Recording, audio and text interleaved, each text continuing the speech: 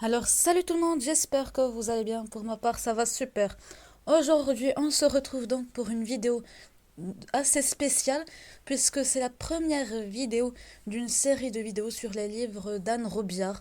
Mais je tiens à préciser que je ne parlerai que des livres que j'ai lus. Je vais donc consacrer une première playlist à la série des Chevaliers d'Émeraude, une deuxième aux Héritiers d'Enkidièvre et une dernière aux Chevaliers d'Intéresse. Mais dans cette vidéo, je vous parlerai de l'autrice de ces séries fantastiques et je vous donnerai l'explication précise des genres du fantastique et du fantastique et de la fantasy. Avez-vous envie de mieux connaître Anne Robillard et de différencier le fantastique de la fantasy? Abonnez-vous pour le savoir et likez la vidéo pour plus de contenu. Commençons avec la biographie d'Anne Robillard. Anne est la fille aînée du professeur de ballet Pierrette Gagné et du comédien Jean-Claude Robillard. L'écrivaine est née au Québec à Longueuil le 9 février 1955 et a grandi dans la magie des arts de la scène, mais aussi dans l'insécurité du métier d'artiste. Tout en continuant d'écrire des histoires sorties tout droit de son imagination, elle a opté pour un style de vie plutôt stable. C'est en devenant secrétaire juridique qu'elle a pu payer ses études universitaires à Montréal. Le fantastique et la fantaisie ont toujours fait partie de ses écrits. Adolescente, elle a découvert le monde magique de J.R.R. Tolkien, Bilbo le Hobbit, le Seigneur des Anneaux. Même dans ses textes les plus dramatiques, le surnaturel a toujours trouvé sa place.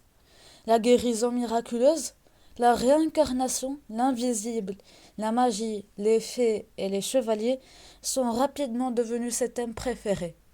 Mais à l'époque, le public n'était pas encore prêt à savourer ces récits fantaisistes. Il lui fallut envoyer ses manuscrits à plusieurs reprises, une trentaine de fois en tout, mais aucun éditeur ne voulut de ses écrits, ce qui est dommage.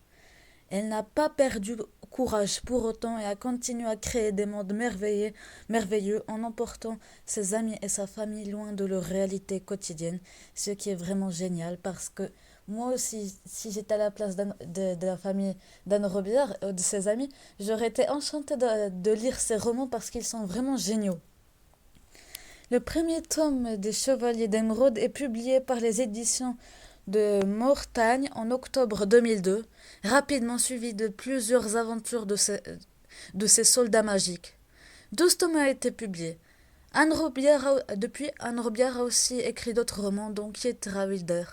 En 2007, elle entreprend l'écriture d'une nouvelle série Ange qui compte 10 tomes. En 2011, elle en crée une autre, Les Ailes d'Alexandre. Elle crée aussi une suite à la série des Chevaliers d'Émeraude intitulée Les Héritiers d'Enkidièvre.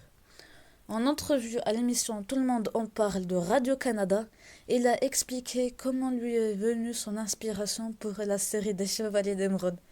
Là, j'y crois pas quand j'ai lu l'article. C'est franchement la chose la plus banale du monde. En fait, elle a rêvé que son personnage lui décrivait ses aventures, en gros, les grandes lignes de ses aventures, et elle a tissé autour eux, avec son imagination pour créer les personnages vides de sens des Chevaliers d'Émeraude. Après la fin de sa mythique saga avec les héritiers d'Enkidièvre, elle se lance dans une suite avec les Chevaliers d'Antares, dont le premier tome est paru en février 2016. Dans un monde médiévalo-fantastique où plusieurs peuplades étranges se font envahir par de mystérieuses créatures. Et après la fin des Chevaliers d'Antares, elle entreprend en 2021 et aussi actuellement en 2022 l'écriture de la suite des Chevaliers d'Antares, la série d'Ashur-Sin. Maintenant, passons à la différence entre le fantasy et le fantastique. En bref, je vais vous expliquer simplement. Déjà, c'est facile. Dans le fantastique, vous prenez le personnage principal, il a une vie normale jusqu'au jour où un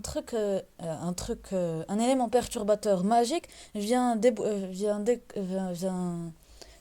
chambouler sa vie.